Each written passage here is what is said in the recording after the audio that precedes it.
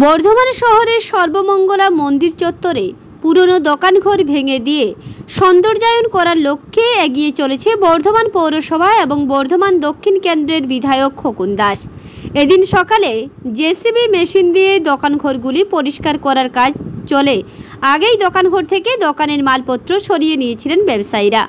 এই কর্মসূচির সময় উপস্থিত ছিলেন বর্ধমান দক্ষিণ কেন্দ্রের বিধায়ক খোকন দাস, বর্ধমান পৌরসভার চেয়ারম্যান পরেশচন্দ্র সরকার, তৃণমূল নেতা জয়দেব মুখার্জি, মন্দির কমিটির সদস্য তথা কাউন্সিলর শ্যামাপ্রসাদ ব্যানার্জি, স্বপন হাজরা সহ অন্যান্য তৃণমূল কর্মী সমর্থকরা।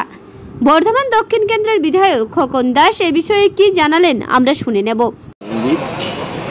এটা তো গোটা ভারতবর্ষের মানুষ জানে, দীর্ঘদিন ধরে মায়ের মন্দিরের চারিদিকে কিছুটা ট্রাস্ট কমিটির ভাড়াপ্রাপ্ত, কিছুটা এমনি মানুষ, তারা সবাই এখানে দোকান করতেন।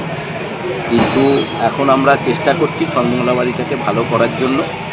সমস্ত দোকানদাররা নিজেরাই উঠে গেছে, তাহলে আজকে ছোটোখাটো যেটুকু ব্যাপার আছে সেটা ভাঙাভাঙি চলছে।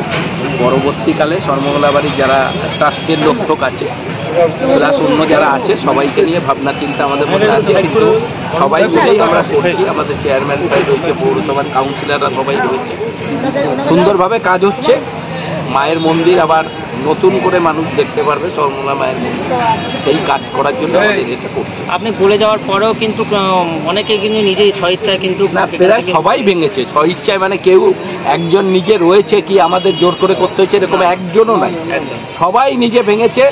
তারা বুঝতে পেরেছে মায়ের মন্দিরকে সংস্কার করে মন্দির ভালো করা দরকার, তারা করেছে, তারা আমাদের কথা অনুযায়ী কাজ করেছে। পরবর্তীকালে আমরা সবাই ভাববো, চেয়ারম্যান সাহেব আছে, আমাদের কাউন্সিলর আছে, তাদের কোথায় কোন দিকে কী করা যায় সেটা আমরা পরে ভাববো। এখন আমরা ভেঙে আমাদের কাজগুলো আমাদের শুরু হোক মায়ের মন্দিরে। পূর্ব বর্ধমান থেকে দেবাশিস ঘোষের রিপোর্ট, রূপসী বাংলা মিডিয়া।